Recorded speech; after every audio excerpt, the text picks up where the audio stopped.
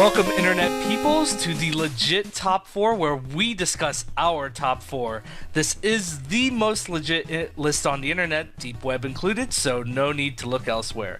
I'm Nick, and it's dangerous to go alone. I'm Mike, and I love the Game Boy.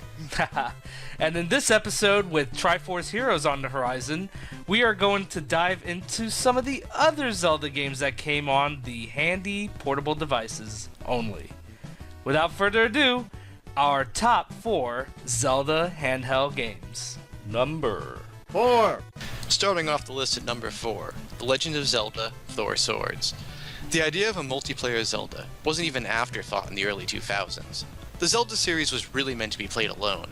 Then Four Swords came around, and a small multiplayer component that was added alongside the Game Boy Advance version of A Link to the Past, and it allowed for 4 GBAs to connect and play out an adventure, with 4 multicolored links battling through randomly designed dungeons. Now, if you could have found 4 people to play with at the time, which was a real kicker, the result was one of the most unique games in the Zelda franchise.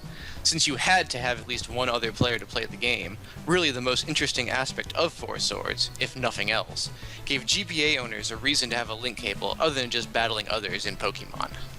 Number 3. Coming in at number 3, The Legend of Zelda: Link's Awakening. The first Zelda handheld set the bar pretty damn high. Interestingly enough, this game started out as a tech demo to see if it was even possible to port A Link to the Past to the Game Boy. This game was really a passion product by the folks at Nintendo, and that passion really shows in the detail. It looks, sounds, and feels like a true Zelda game, and really pushed the Game Boy hardware to its limits. This is one of the first Game Boy games to offer a true open-world RPG experience on a handheld. For a game that came out in 1993, on an underpowered console, it can hold its own with any early JRPG on the SNES in terms of style, presentation, and gameplay. Number 2. Coming in at number 2 is The Legend of Zelda: Oracle of Ages and Oracle of Seasons. While mostly following the same pattern as the predecessors, both games have different dungeons, bosses, stories, overworlds, and such. Oracle of Ages is heavily based on puzzles, while Seasons is based on combat. In Ages, bosses are all new and fresh compared to the bosses in Seasons that are mostly just rehashes of bosses from the original Legend of Zelda for the NES. However, they have new abilities and twists that make them much more fun to fight. 2 different playthroughs, one awesome experience as a whole. Number 1.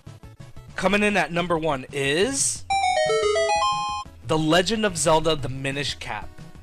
While Capcom actually developed this title, it featured the overhead gameplay and took a lot of cues from Link to the Past. On top of that, it has the 2D sprites and also bearing a striking resemblance to the cel-shaded Wind Waker.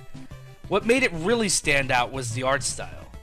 The Minish Cap also gave Link the ability to shrink into a minuscule size.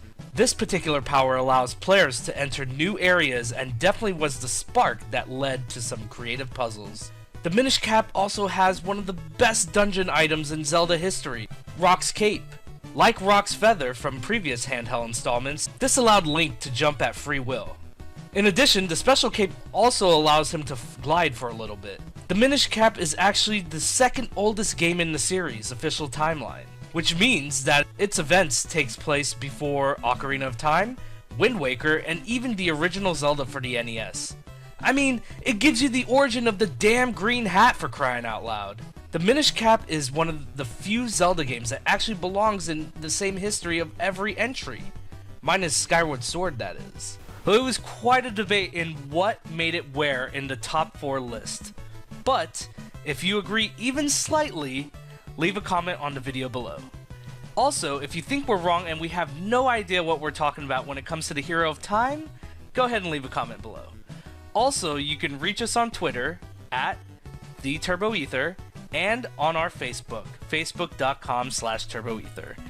Thank you for watching our legit top 4, and if you want to see more quality video, check out our channel on YouTube, and don't forget to subscribe.